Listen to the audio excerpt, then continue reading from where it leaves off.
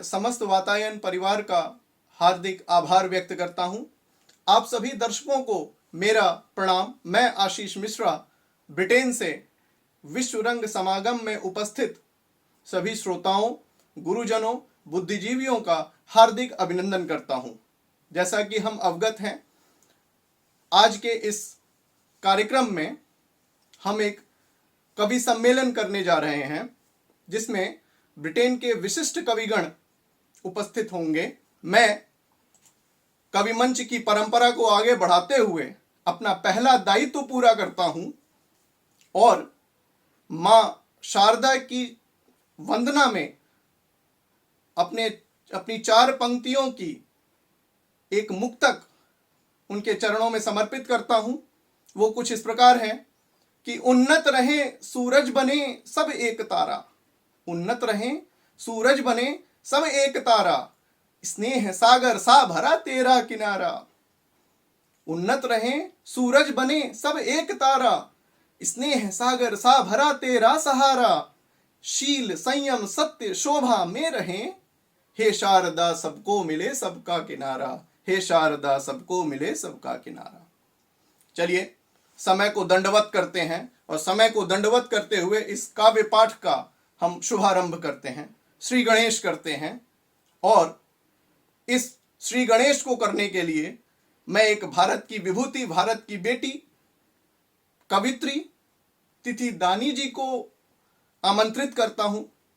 तिथि जी कविताएं लिखती हैं, पत्र पत्रिकाओं में हम उनकी कहानियां भी पढ़ते हैं और उनके 2 काव्य संग्रह भी प्रकाशित हो चुके हैं। आज हम तिथि जी के काव्य स्वरूप का दर्शन करेंगे।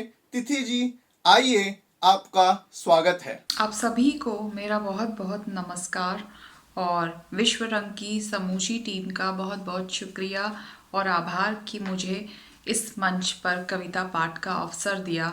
तो आज जो मैं सबसे पहली कविता अपनी सुना रही हूँ वो मेरे ही कविता संग्रह में शामिल है और इसका शीर्षक है बचपन में लौटना।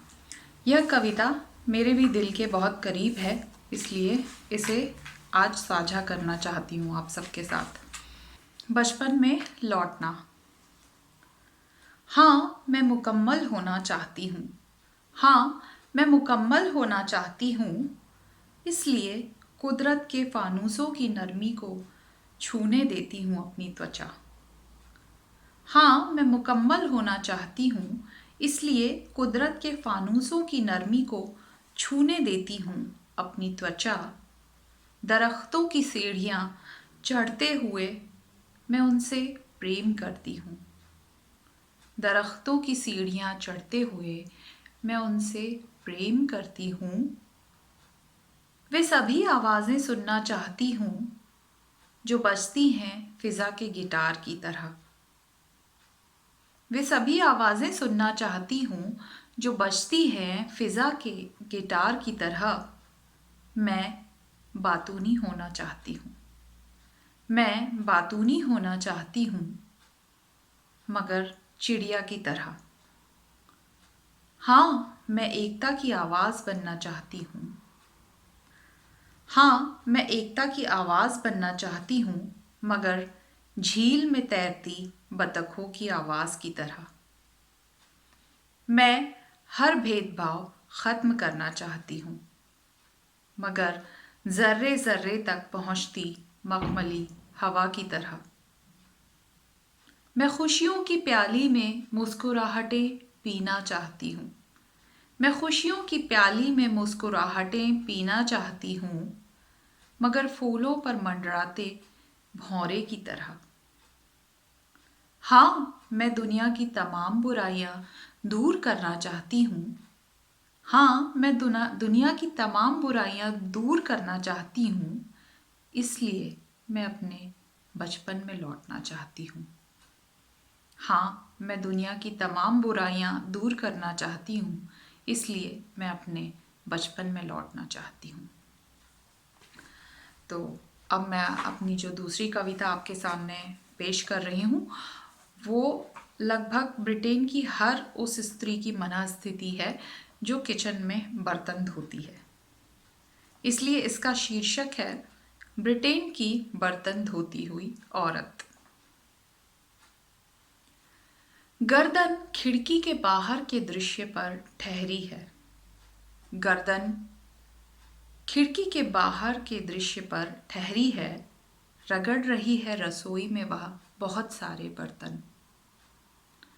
नई धुनों पर सवार सीटियों की ध्वनि पर रोज उसे आकर छेड़ते हैं फटीनिया, चेरी, शाहबलूत के पेड़ों के साथ साथ बादल और सूरज भी। नई धुनों पर सवार सीटियों की ध्वनि पर रोज उसे आकर छेड़ते हैं फटीनिया, चेरी, शाहबलूत के पेड़ों के साथ साथ बादल और सूरज भी। प्रसन्नता में आह्लादित गुलाबी तो हो गई है वह, पर दुविधा में भी है बहुत। प्रसन्नता में आह्लादित गुलाबी तो हो गई है वह, पर दुविधा में भी है बहुत कि कौन है उसका विशुद्ध प्रेमी। स्टील का वह स्क्रब जो बर्तन की स्वच्छता में निमग्न होने के बाद भी विगत की चादर के छोर ढूंढने में गुम वास्तविक औरत के मन का छोर ढूंढ लाता है, या फिर नल से बहता नुकीला अपराजेय पानी जो जहां से गुजरे अशुद्धियों के कुरूप खंडहरों को ध्वस्त करता है, अपनी विदाई में रखता है साहस के प्रज्वलित दिए एक अमिट प्रकाश भी। और अब तक की अपनी जीवन यात्रा का हवन करती है बर्तन धोती औरत।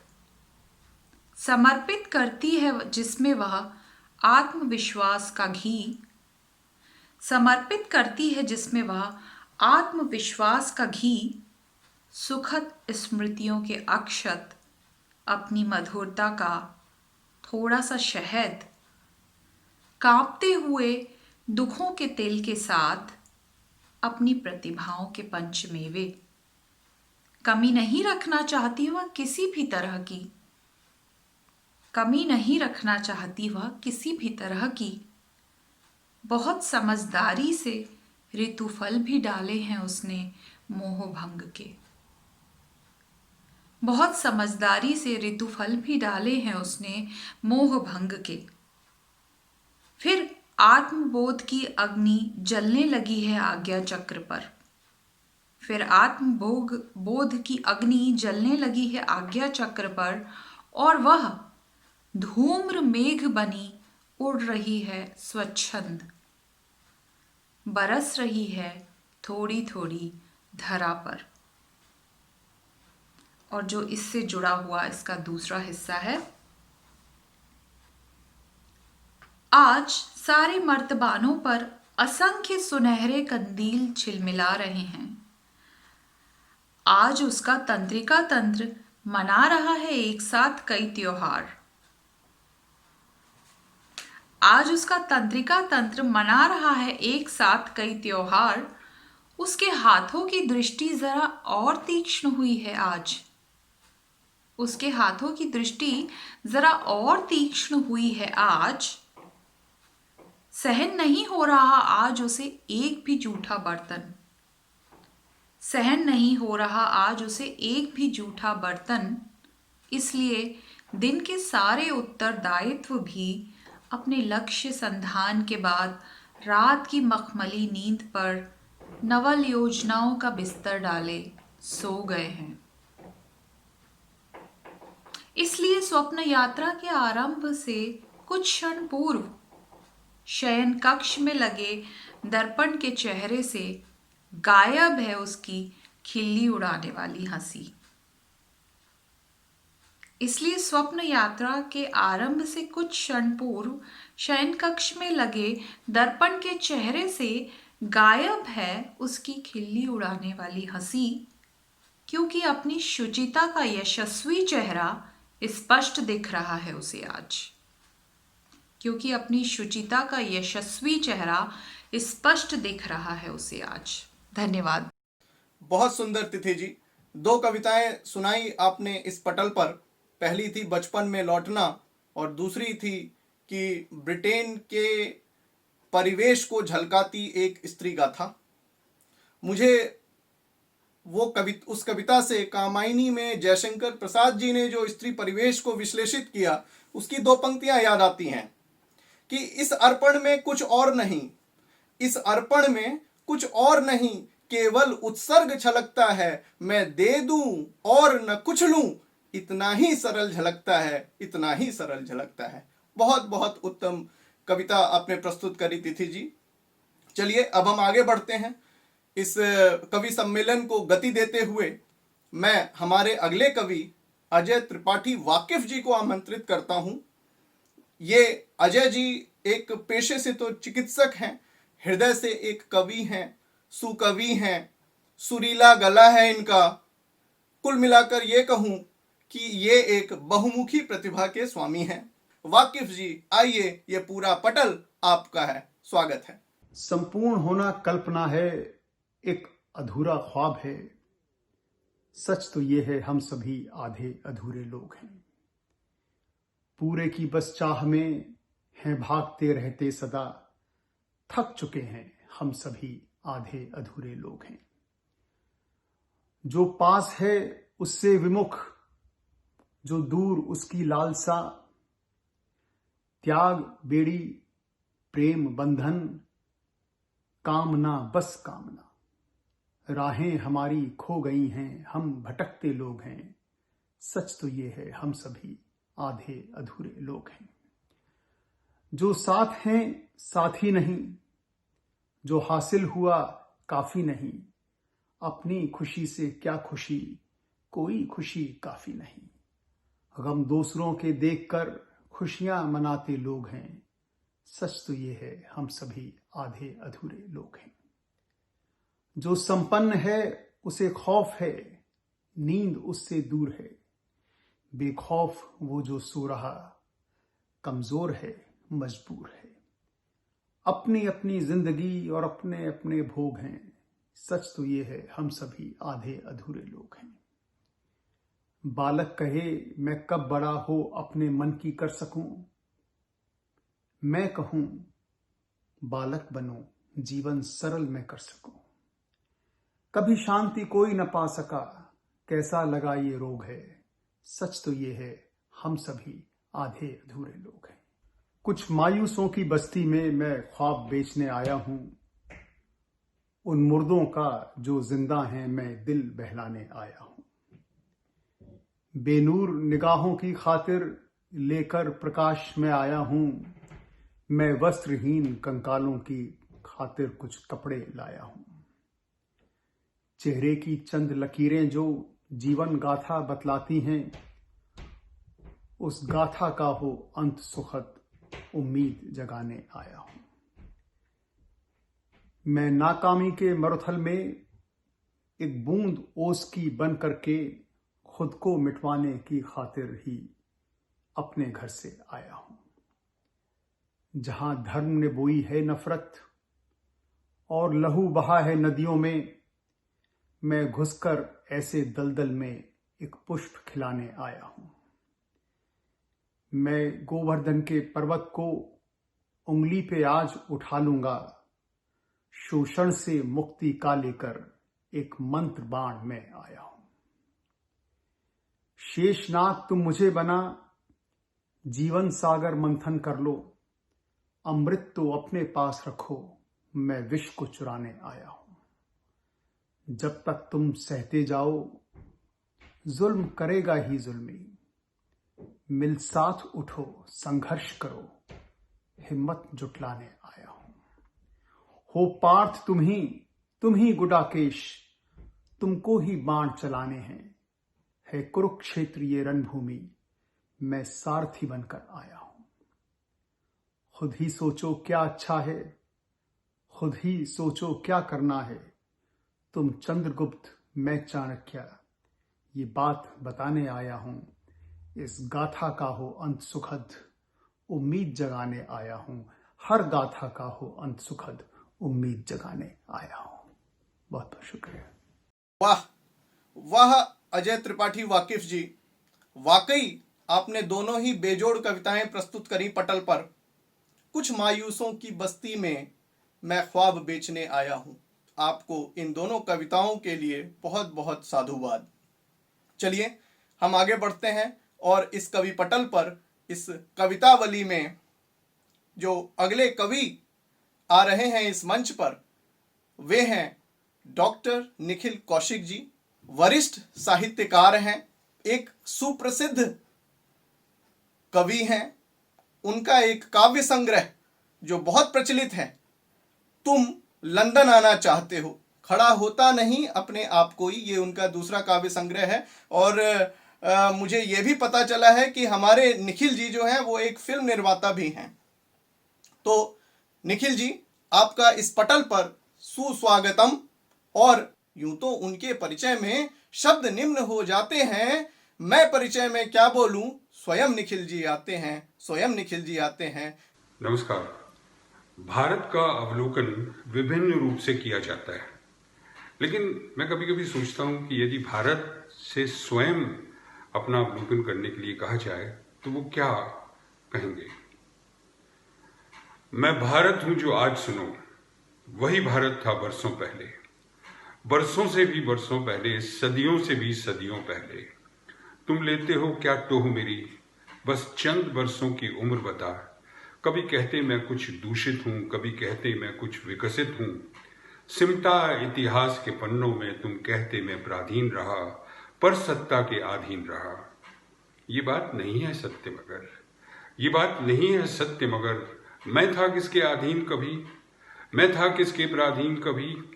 मानवता मुझसे उत्पन्न हो, विकसित है चहु दिशाओं में, ये देन मेरी है दुनिया को। पर्वत जो गगन को चूम रहा, वो मेरा ही है वक्ष सुनो, है क्षितिज पार सीमाएं मेरी। किस धर्म से बांध रहे मुझको, किस धर्म से बांध रहे मुझको, मैंने जन्मा है धर्मों को। मेरे आंगन में खेल कूद ये धर्म सभी तो पनपे हैं। हर परदेसी आगंतुक को मैंने अपनाया अपना कर, हर परदेसी आगंतुक को मैंने अपनाया अपना कर। मुझसे जो नाता तोड़ सके है कौन कहीं क्या इस जग में। मैं भारत हूँ, मैं सबका हूँ, सब मेरे हैं।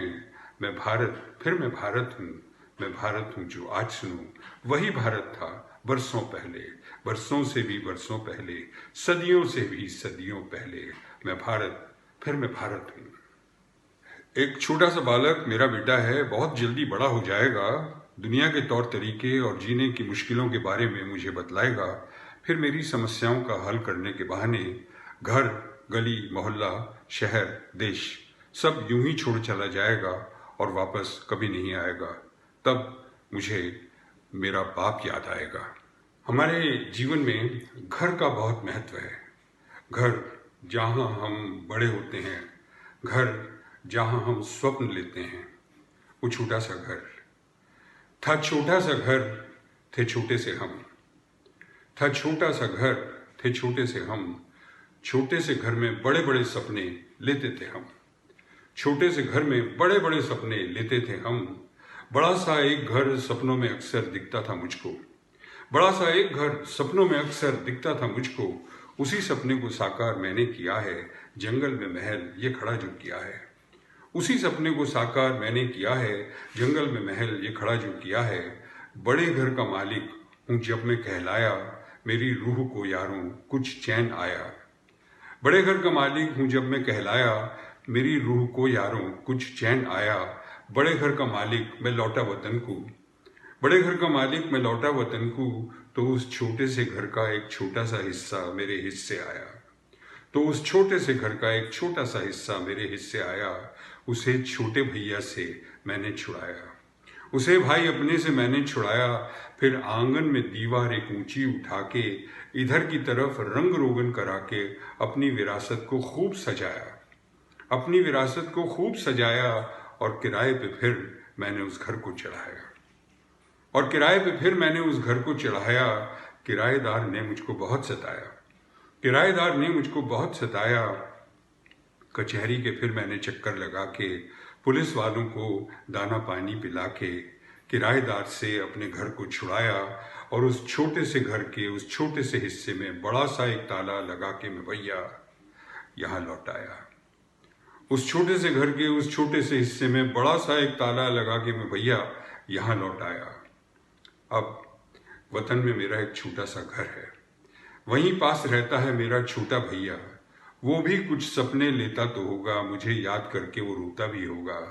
मुझे डर यही है कि उसका भी सपना अगर होगा पूरा तो वो छोटा सा घर फिर और छोटा होगा, वो छोटा सा घर फिर और छोटा होगा।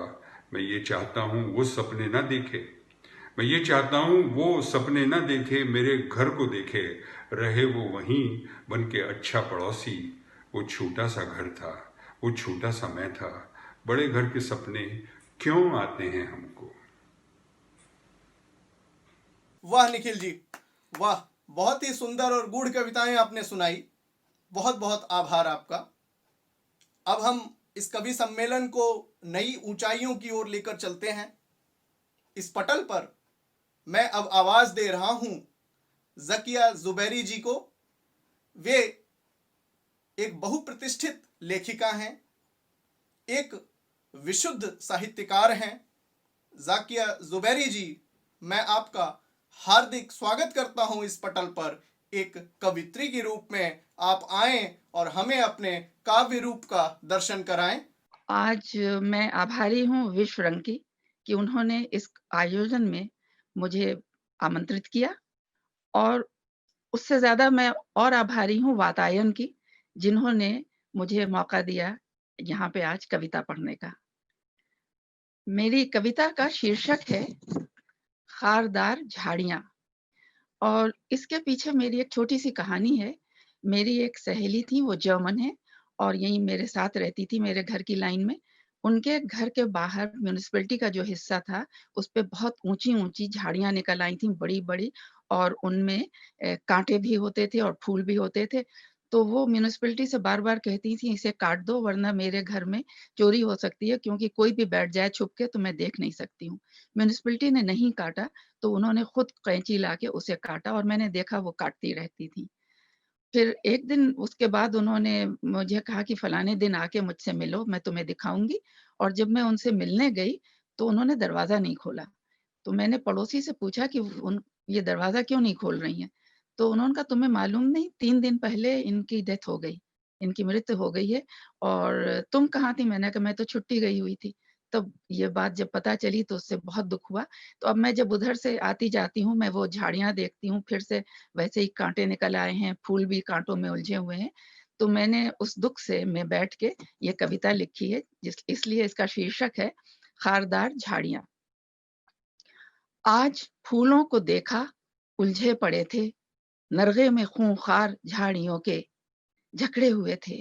लहू रिस रहा था उनके ज़ख्मे जिगर से, तीर व निश्तर की मानिंद कांटे थे सारे, जो खूंरेज़ उनका बदन कर रहे थे। जो खूंरेज़ उनका बदन कर रहे थे। लहू रंग शबनम के नाजुक से कतरे खारों के दामन में बिखरे पड़े थे, और रंग-बिरंगी जंगली फूलों की आँखें सवेरे महकते उजालों को लेकर राह उसके कदमों की बस तक रही थीं।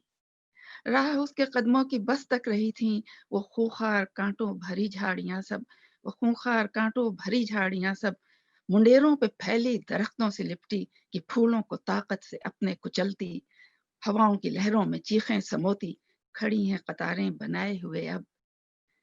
न जाने क्यों चुपचाप खामोश हैं सब। कोई उनको आके सजाए खुदारा, उजड़ने से उनको बचाए खुदारा। कहाँ है मेहरबां वो सारे निगहबां, कहाँ सो गए थक के उनके मुहाफिज, नहीं उनका कोई भी वाली और हाफिज। खामोशी में गुम हो न जाने कहाँ तुम, ये कांटों भरी झाड़ियां सब तुम्हारी, ये कांटों भरी झाड़ियां सब तुम्हारी, कि खूंखार जैसे कटारी हो सारी, करें अपने अश्कों से खुद आबियारी, संदेशा हवाओं के कासिद से भेजें कि लौट आओ खुदारा क्यों रूठी हुई हो, लौट आओ खुदारा क्यों रूठी हुई हो, घर अपना बचाओ क्यों सोई हुई हो। ये खूंखार कांटों भरी झाड़ियां सब परेशान तुम्हारी जुदाई में है। ये खूंखार कांटों भरी झाड़ियां सब परेशान तुम्हारी जुदाई में है अब, खड़ी तक रही है ये रास्ता तुम्हारा, खुदारा इन्हें दे दो आके सहारा, खुदारा इन्हें दे दो आके सहारा। मेरी दूसरी कविता का शीर्षक है एल्युमिनियम के प्याले वाले बच्चे। ये भी एक हादसा है कि मैं सुपरमार्केट में जब जाती थी तो वहाँ शीशे के बड़े-बड़े अ, दरवाज़ों से चिपके हुए बच्चे, हमारे देशों की बात है, वो उनकी नाक भी पीली लगने लगती थी, इतने ज़ोर से मुँह दबा के वो अंदर झाँकते थे और ललचाई नज़रों से खाने को देखते थे और उनके हाथों में उनके गरीबी के प्याले हुआ करते थे। तो इसीलिए इसका शीर्षक है एल्युमिनियम के प्याले वाले बच्चे। सुपरमार्केट की शीशे की उन दीवारों से लिपटे, कपकपाती सर्दी में बाहर बैठे, अंदर चकाचौंध रोशनी में रखे वो खाने और घूरते हुए वो बच्चे और घूरते हुए वो बच्चे। हाथों में एल्युमिनियम के प्याले और कुछ के पास वो भी नहीं। उनके हाथ भी सूखे और काले-काले बन जाते हैं पपड़ी वाले प्याले। और वो बच्चे गंदा और गदला पानी पीकर भर लेते हैं पेट। सुपरमार्केट के फ्रीजर अपना पेट खाने से भरे बैठे करते हैं इंतजार उन लोगों का जिनके पेट भरे, जेब भरे और क्रिस्टल के गिलास भरे हर उस शरबत से जो बुझाते हैं उनकी प्यास और हर तरह की प्यास। एल्युमिनियम के वो प्याले भी पीढ़ी दर पीढ़ी चले आ रहे हैं। जिंदगी की मार खा खा कर जख्मी हो गए हैं। पिटे हुए उन प्यालों में जगह जगह भर गई है मैल। उनके धोने के लिए भी पानी मयस्सर नहीं। म्युनिसिपैलिटी के वो नलके जो सीना ताने खड़े हैं, मगर अंदर से उनकी भी पड़ चुकी है अफसरशाही की मार। म्युनिसिपैलिटी के वो नलके जो सीना ताने खड़े हैं, मगर अंदर से उनको भी पड़ गई है अफसरशाही की मार। उन्हें भी तपे दिक ने जकड़ लिया है, तपे दिक ने जकड़ लिया है। वो बच्चे कान खोले, आंखें गड़ाए देखते रहते हैं कि शायद एक कतरा जिंदगी का उनमें भी शामिल हो जाए। शायद सुपरमार्केट में आने जाने वाले एक नजर उनको भी देख ले, जिंदगी उनको भी हासिल हो जाए।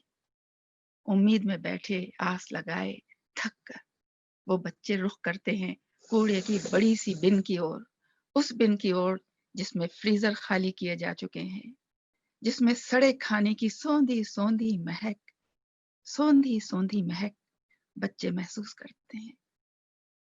कुत्ते और बच्चे साथ साथ मुकाबले में जुट जाते हैं। कुत्तों के मालिक नहीं कर पाते बर्दाश्त ये दृश्य और दौड़कर पहुंच जाते हैं कुत्तों के पास। कुत्तों को प्यार से डांटते और फिर चुमकारते हैं और पट्टा पकड़कर साथ ले जाते हैं। समझाते हैं कुत्तों के खानों से भरी हुई टोकरी जिसमें ट्यूना फिश और चिकन के डिब्बे होते हैं, कुत्तों को दिखाते हैं, पीठ थपथपाते हैं, चुमकारते हैं और कहते हैं इशारों इशारों में, समझाते हैं कि कुत्तों का मकाम क्या है, कि कुत्तों का मकाम क्या है, कहाँ तक है हदें उनकी। वो बच्चे जिनकी कीचड़ भरी आंखें, जिनकी बहती नाक, जिनके खुश्क खुरदुरे और नंगे बदन तुम्हारे लायक नहीं मेरे प्यारे कुत्ते। अब घर जाकर तुमको नहलाना होगा, ब्रश भी करना होगा, एयर कंडीशन कमरे में खाने के डिब्बे खोलकर खाना खिलाना होगा, तुमको प्यार से, मोहब्बत से, चुमकार के, थपथपा के। और वो बच्चे खड़े खड़े सुनते रहते हैं। उनके जिस्म का हर हिस्सा और ढीला होकर झूल जाता है। सिर्फ इतना पूछ पाते हैं वो बच्चे अपनी खुश्क और फंसी फंसी आवाज में, खौफजदा से सहमे हुए, सर क्या हम भी आपके कुत्ते बन सकते हैं? क्या हम भी आपके कुत्ते बन सकते हैं? मार्मिक और संवेदनशील कविता पाठ आपने किया और यही एक सशक्त कवित्री की पहचान भी होती है जो दूसरों के हृदय को अपने हृदय से जोड़ ले और उसके बाद जो सत्य, पीड़ा और स्नेह की धारा निकलती है, कुछ ऐसी ही धारा की किलकारियां हमें आपकी इन कविताओं में सुनाई दी। आपका बहुत बहुत साधुवाद। बहुत ही सशक्त रचनाएं थी। जाकिया जी, आपको धन्यवाद, आपका आभार। चलिए, इस काव्य सम्मेलन को हम आगे बढ़ाते हैं और हम अगली कवित्री को बुलाते हैं। ये एक विदुषी हैं, नाम है डॉक्टर वंदना मुकेश जी। ये अंग्रेजी की प्राध्यापिका हैं कैम्ब्रिज यूनिवर्सिटी में। हिंदी की जो कई पुस्तकें प्रकाशित हुई हैं उसमें कहानी संग्रह, काव्य संग्रह, निबंध आदि सारी युक्तियों से युक्त हैं वे पुस्तकें इनकी। तो जल्दी से हम उनका स्वागत करते हैं। डॉक्टर वंदना मुकेश जी का इस पटल पर आप आए। ये पूरा पटल आपका है और आपकी प्रतीक्षारत है। आप आए, आपका स्वागत है। वंदना जी, नमस्कार। 1 साल हो गया है विश्व रंग 2019 में भारत में रविंद्रनाथ टैगोर यूनिवर्सिटी द्वारा आयोजित विश्व रंग कार्यक्रम में मैंने सहभागिता की और आज विश्व रंग के दूसरे वर्ष के आयोजन में इस आभासी मंच से पुनः इस कार्यक्रम में मुझे भाग लेने का अवसर प्राप्त हो रहा है। मैं सभी आयोजकों की बहुत आभारी हूँ और आपके साथ अपनी 2 रचनाएं साझा करना चाहती हूँ। मुक्तक लिखती हूँ। पहली छोटी सी रचना है। दिल छोटा सा रुई का फाया। दिल छोटा सा रुई का फाया, बुन दिया तो सैकड़ों की पहरन, वरना रेशा रेशा बिखर जाएगा। मेरी दूसरी रचना है। प्रसन्नता की सीता को हर ले गया इच्छाओं का रावण। प्रसन्नता की सीता को हर ले गया इच्छाओं का रावण, साधनों में ढूंढते हम राम को अकारण।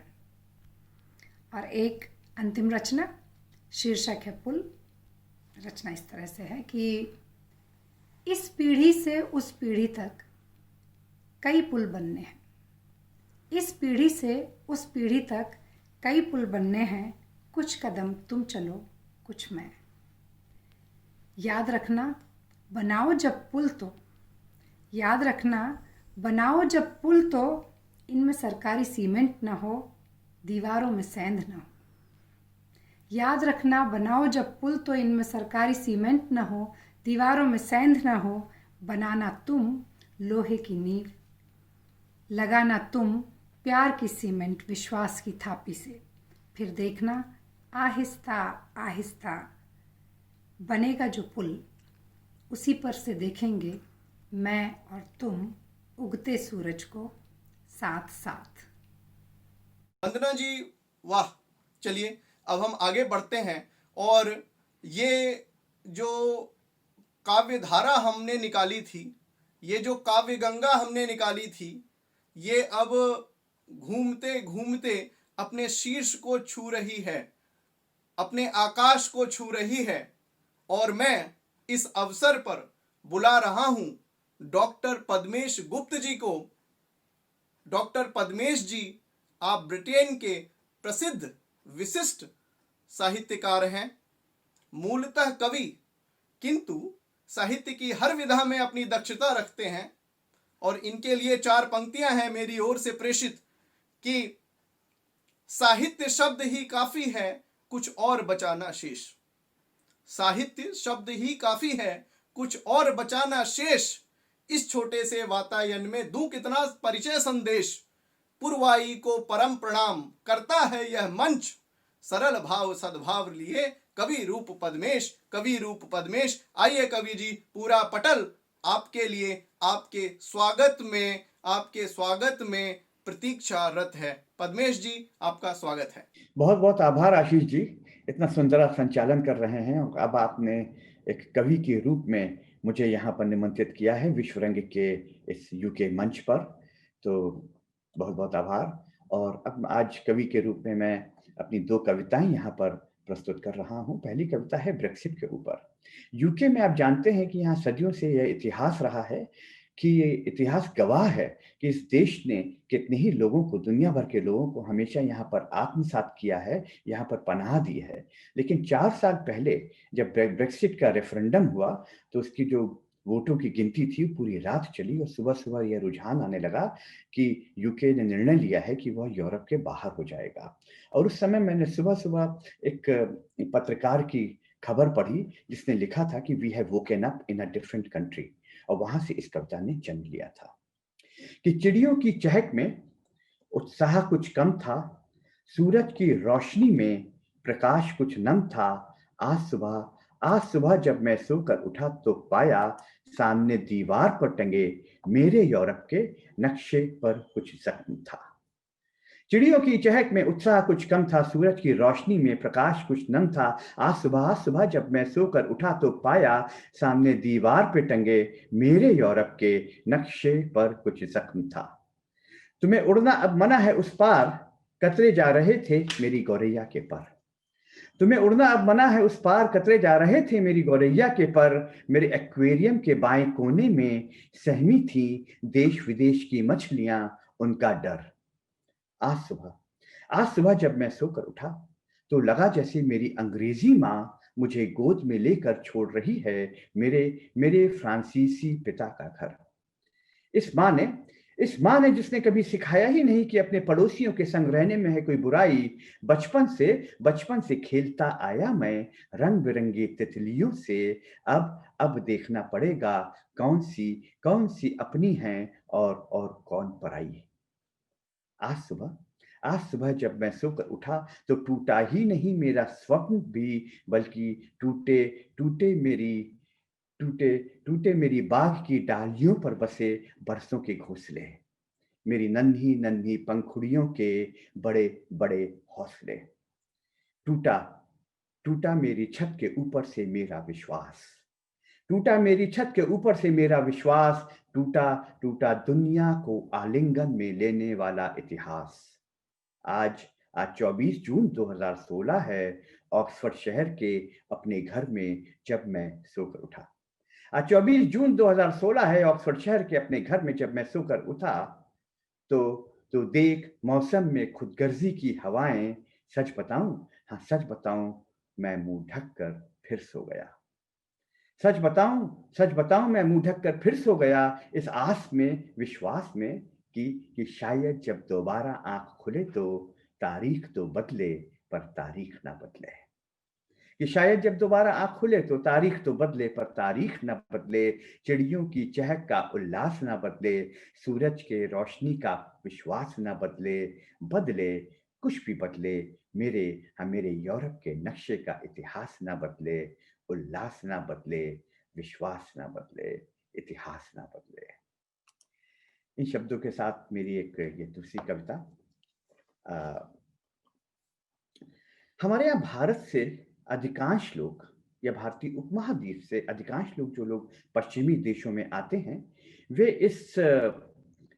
इस भाव के साथ आते हैं, अपने परिवार मित्र मोहल्लों के साथ इस वायदे के साथ आते हैं कि वे कुछ वर्ष यहाँ पर काम करेंगे, पैसे कमाएंगे, धन कमाएंगे, योग्यता हासिल करेंगे और फिर लौट जाएंगे और अपने शहर मोहल्ले गांव में कोई कारोबार शुरू करेंगे। लेकिन अधिकांशतः ऐसा होता नहीं, वे बाहर आते हैं और यहाँ पर बस ही जाते हैं। इस भाव को लेकर यह कविता है कि देकर माँ की आंखों में प्रतीक्षा की झपकियां, आया था परदेस में लेकर पीठ पर पिता के दुआओं की थपकियां। देकर माँ की आंखों में प्रतीक्षा की झपकियां, आया था परदेस में लेकर पीठ पर पिता के दुआओं की थपकियां। कुछ ही वर्षों में हो गया वह सब कुछ हासिल जो पर्याप्त था 4 पहियों के वाहन के लिए, मार्बल के आंगन के लिए। मैंने भेजा माँ को एक नया ऐनक, पिता के लिए छड़ी एक नई खड़ी। शायद उसी ऐनक को पहनकर लिखा था माँ ने, शायद उसी ऐनक को पहनकर लिखा था माँ ने, देख सकती हूं तुम्हारी तस्वीर बिना इस ऐनक के भी। और हमारे यहाँ पिता की छड़ी लकड़ी की नहीं लड़के की होती है। तुमने भेजी है एक घड़ी बढ़िया, किंतु यहाँ तो लम्हे लम्हे आती हैं प्रतीक्षा की कितनी घड़ियां। इससे पहले कि इससे पहले कि रोम रोम मेरे हृदय का बांध पाता निर्णय की कोई डोर, करने लगा इशारा मस्तिष्क मेरे पुत्र के नन्हे साफ सुथरे पैरों की ओर। छोड़ आया हूं एक नगर से दूसरे नगर में, अपने सफर में संघर्ष के जो छाले, फिर उगेंगे वो इन पैरों पर मेरे लौटने पर। मैंने रख दिया किसी कोने में स्वदेश लौटने का इरादा, माँ को दिया हुआ वो खामोश वायदा। मुझे याद है एक बार फिर लिखा था माँ ने, अब तो कहने लगी है पड़ोसन भी अपने बेटे से, इतने भी न लाना अंक परीक्षा में कि करनी पड़े मेरी चिता को तुम्हारी प्रतीक्षा। उस समय भी मुड़कर देखा था मैंने पूरब का गांव, लेकिन पहने हुए पश्चिम के जूते मेरे पांव चढ़ने लगे पकड़कर उंगलियां नई पीढ़ी की नई सीढ़ी पर। आज मेरा पुत्र किसी और देश के किसी और शहर में बना रहा है नए रास्ते अपने पुत्र के लिए। आज मेरा पुत्र किसी और देश के किसी और शहर में बना रहा है नए रास्ते अपने पुत्र के लिए, और मैं देख रहा हूं सामने दीवार पर टंगी हुई एक नई घड़ी, मेज पर रखी हुई एक नई घड़ी, शायद अपनी माँ के ऐनक से। पीढ़ियां दर पीढ़ियां, सीढ़ियां दर सीढ़ियां, वही छड़ी, वही घड़ी, वही ऐनक। उम्र ही नहीं है, कुछ और भी है जो देती है चेहरों को झुर्रियां, ये छड़ी, ये घड़ी, ये ऐनक। धन्यवाद।